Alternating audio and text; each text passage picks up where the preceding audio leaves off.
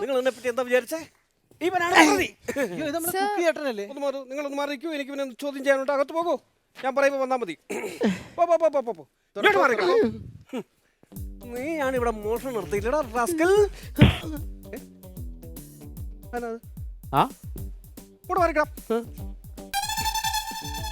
അയ്യോ, എന്റെ കാല് ചെറുതായെന്ന് തോന്നുന്നു. കാല് ചെറുതായല്ല, സാറ് തൊഴിക്കാൻ വന്നപ്പോ ഞാൻ ഇങ്ങനെ ആക്കിയതാ. എങ്ങനെ ആക്കി? ഇങ്ങനെ ആക്കിയതാ. അത് ശരി.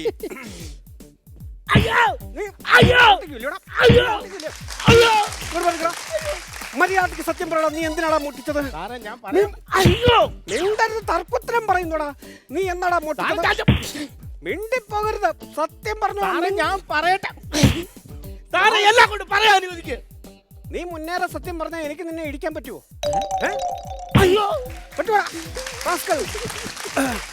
സത്യം പറ, നീ ഏത് സമയത്താണ് ഇത് മോഷ്ടിച്ചത്? ഒരു 7 മണിയായി. സത്യമാണോ? 8 മണി. കറക്റ്റ് പറ. 9 മണി. ഇവൻ എന്തൊക്കെയായി പറയുന്നത്? ഏതെങ്കിലും ഒരു സമയം പറയടാ. 8-9 മണിയായി കാണും. 7-9 മണിയോ? ആയി കാണും. നീ നിന്റെ മുന്നിൽ ഇപ്പോൾ 3 ഓപ്ഷനാണുള്ളത്. ഇതിലേതാണ് എന്ന് നീ തിരഞ്ഞെടുക്കണം. മണിക്കുട്ടൻ ഓടിക്കൊണ്ടിരിക്കുന്നു. നിന്റെ മുന്നിൽ ഇപ്പോൾ 3 ഓപ്ഷൻസ് ആണുള്ളത്. ഇതിൽ പരാജയപ്പെട്ടാൽ നീ പുറത്തു പോകും. അതുകൊണ്ട് ആലോചിച്ച് നല്ലൊരു തീരുമാനമെടുക്കും. 7 മണിയോ? വേഗം എടുക്കൂ, വേഗം. വേഗം എടുക്കൂ, വേഗം എടുക്കൂ. 7 മണി എന്നാടാ കഞ്ചാവ് അടിച്ചിട്ട് നടക്കുന്ന ആൾക്കാരുടെ കൂട്ടർ? ഒന്ന് പറയടാ, ഏതെങ്കിലും ഒന്ന് തെരഞ്ഞെടുക്ക. ലൈഫ് ലൈൻ തരുമോ? പൈപ്പ് ലൈനോ? ഈ പാതിരാത്രിക്ക് ഞാനവിടെ പോയി പൈപ്പ് ലൈൻ ഉണ്ടാക്കാൻ. ലൈഫ് ലൈൻ ഏതാണ് നിനക്ക്? ഏത് ലൈഫ് ലൈൻ ആണ് നിനക്ക് വേണ്ടത്? ഏത് ഫ്രണ്ടിനെയാണ് നീ വിളിക്കുന്നത്? എന്റെ കൂടെ മോഷ്ടിക്കാൻ വന്ന അയ്യപ്പൻ എന്ന് പറഞ്ഞ ഫ്രണ്ട് ഉണ്ട്. ഓക്കെ, അയ്യപ്പനെ വിളിക്കൂ. വിളിക്കട്ടെ? വിളിച്ചു. നീ ഏതാ അയ്യപ്പനെ വിളിച്ചത്? എന്റെ കൂട്ടുകാരനെ. ധർമ്മശാസ്ത്രം നിന്റെ കൂടെ മോഷ്ടിക്കാൻ വന്നോളാ. മര്യാദക്ക് നിന്റെ കൂടെ വന്ന അയ്യപ്പനെ വിളിക്കണം.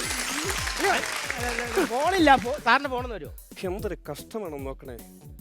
ഈ ഫോണിൽ വിളിക്കൂ, വേഗം വിളിക്കൂ. മണിക്കുട്ടൻ ഓടിക്കൊണ്ടിരിക്കുകയാണ്. ഇതിനകത്ത് നമ്പർ അവന്റെ ഉണ്ടോ?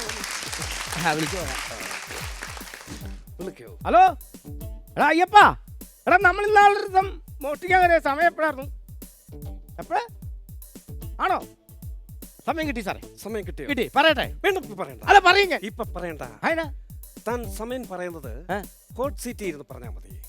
അത് ശരി, പരിപാടി എല്ലാം കള്ളപ്പോട്ട് കാണുമല്ലേ? എല്ലാം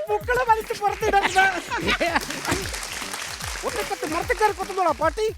കലേഷ്, കലേഷ്, ഇവിടെ വരൂ. ഇങ്ങോട്ട് മാറിക്കണം. ഇവിടുത്തെ അടുക്കള എവിടെയാണ്? അടുക്കള അവിടെ, ആ ഭാഗത്ത്. അടുപ്പിൽ തീയുണ്ടോ? തീയുണ്ട്. അവിടെ ദോശ ഇട്ടുകൊണ്ടിരിക്കുക. ദോശക്കല്ലൊക്കെ ചൂടായി കിടക്കുക. ദോശക്കല്ല് ചൂടായിരിക്കുകയാണോ? എങ്കിൽ പാടാ. എന്താ ഇവനെ ഹോട്ട് സീറ്റിൽ ഇരുത്തട്ടെ.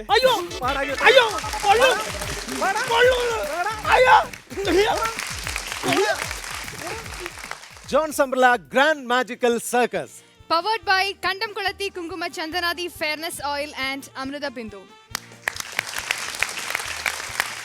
നമ്മുടെ ഈ വേദിയിൽ ഇതുവരെ കാണാത്തൊരു പെർഫോമൻസ് ആണ് എന്ന് തോന്നുന്നു അടുത്തത്, അല്ലേ? ഞാനത് പറയാൻ കാരണം ബാക്കിൽ അവര് റെഡി ആയിട്ട് നിൽക്കുന്ന ആ ഒരു വേഷം കണ്ടതുകൊണ്ടാണ്. കലേശേട്ടാ പറയൂ. കരാട്ടെയാണ്. ചൈനീസ് കെംപോ കരാട്ടെ സ്കൂളിന്റെ മാസ്റ്റേഴ്സ് ആണ് ഇപ്പൊ വേദിയിൽ എത്താൻ പോകുന്നത്. മിസ്റ്റർ മനോജ് മഹാദേവ.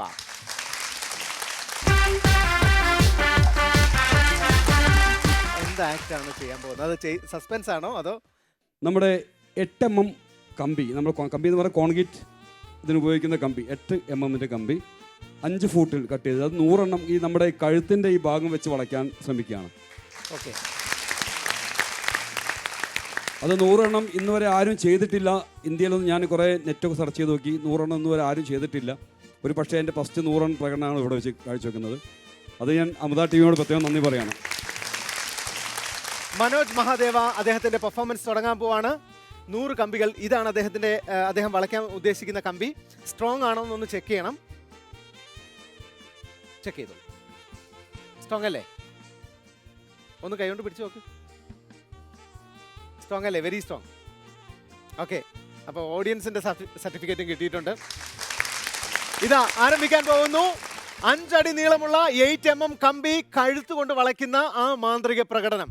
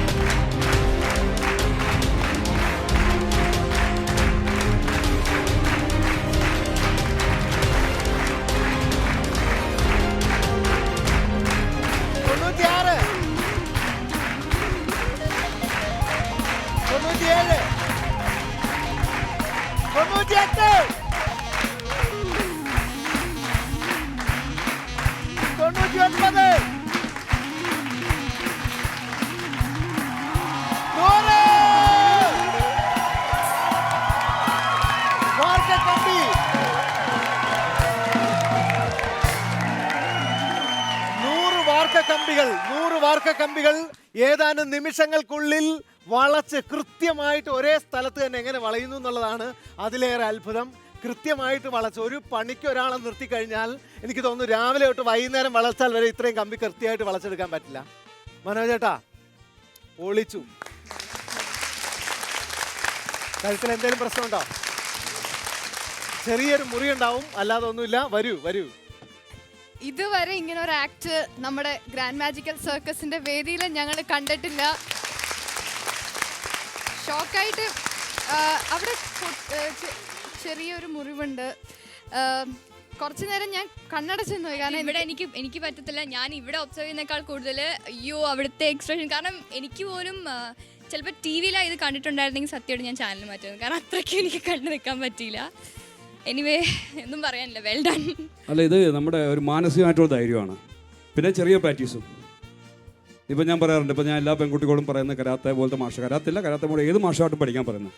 എന്താ പ്രധാന കാരണം എന്ന് വെച്ചാൽ ഈ പെൺകുട്ടികളെ ഈ പീഡനങ്ങൾ പോലുള്ള സംഗതികൾ വിധേയമാവാൻ കാരണം അവർ ശക്തിക്കുറവ് കൊണ്ടല്ല, മാനസികമായിട്ട് അവർക്ക് ശക്തി ഇതുകൊണ്ടാണ്.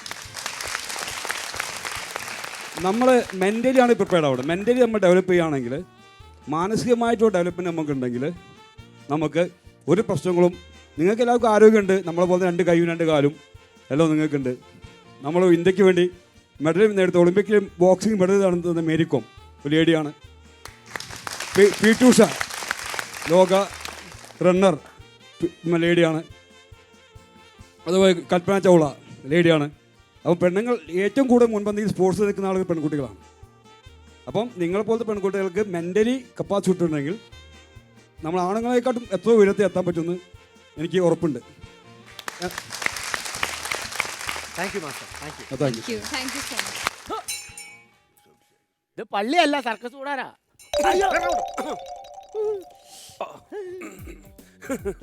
ഞാൻ പറഞ്ഞില്ലേ, പ്രതിയെ ഞാൻ പൊക്കുമെന്ന് പറഞ്ഞാൽ ഞാൻ പൊക്കിയിരിക്കും. ഇവൻ കുറ്റം ഏറ്റിരിക്കുന്നു. ഇത് മാത്രമല്ല, 7-8 കേസ് കൂടി ഇവൻ ഏറ്റെടുത്തിട്ടുണ്ട്. എന്ത് പണിയാ കാണിച്ച ചേട്ടാ? ആരെങ്കിലും നമ്മൾ ചെയ്യാത്ത കുറ്റമൊക്കെ ഏറ്റെടുക്കോ? ഒരു കേസൊക്കെ ആയിട്ട് സെൻട്രൽ ജയിലിലേക്ക് എന്നാലേ ഒരു വെയിറ്റ് ഇല്ല. അതെ. ഒരു 7 കേസ് ഉണ്ടെന്ന് പറഞ്ഞാൽ AC റൂം കൊണ്ടുവന്ന് സാർ എന്നെ പറഞ്ഞു. അങ്ങനെ പറഞ്ഞു. മിസ്റ്റർ കമേഷ്, കലേഷ്, ഞാൻ മുഖമാണ് ഉദ്ദേശിച്ചത്. പിന്നെ തിരക്കിനിടെ ഞാൻ കാര്യങ്ങൾ ചോദിക്കാൻ മറന്നുപോയി. ഇവൻ എന്ത് കുറ്റമാണ്, നിങ്ങളുടെ എന്ത് സാധനമാണ് ഇവൻ മോഷ്ടിച്ചത്? സാറേ, ഒരുപാട് സങ്കടത്തോടു കൂടിയാണ് ഞാൻ സാറിനെ വിളിക്കുന്നത്. പറയൂ, ഞാൻ തരാം. ഈ ദുഷ്ടനുണ്ടല്ലോ സാറേ, എന്താണ് ചെയ്തത്? അവൻ എന്താണ് ചെയ്തത്? അത് ഒരു ദിവസമാണെങ്കിൽ ഞാൻ സഹിച്ചെന്ന് വെക്കാം. പല ദിവസമോ പല ദിവസം എന്റെ ചോറിലിരുന്ന മീൻ പൊരിച്ചെടുത്തോണ്ട് പോയി. എടാ, ആ പാപത്തിന്റെ പൊരിച്ച മീൻ.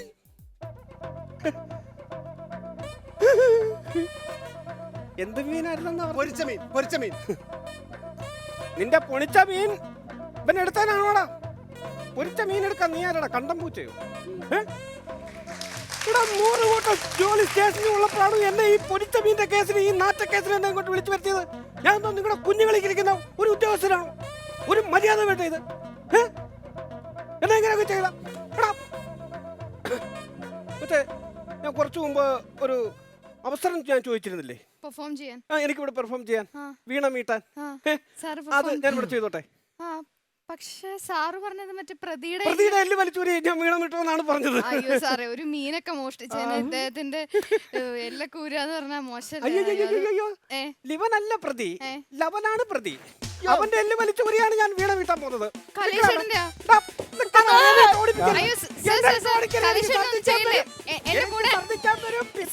എന്റെ കൂടെ ആങ്കർ ചെയ്യുന്ന ആളാണ്. ഞാൻ എന്ത് ചെയ്യും ഒറ്റയ്ക്ക്? ആങ്കറെ തൂക്കണമെന്നോ എത്ര നിർബന്ധം? കാല് കെട്ടിയാലും എന്റെ കൂടെ ആങ്കറിങ് അവതരിപ്പിക്കുന്ന ആളാണ്. അതിനാണെങ്കിൽ ഈ കള്ളനെ വിളിച്ചോ, അവനായതിനൊക്കെ ഫസ്റ്റ്. ഹലോ, എന്താ ചേട്ടാ കാണിക്കുന്നത്? ശരിക്കും മാച്ച് നമ്മളാ. അല്ലേ? ഓ, അടിപൊളിയാ.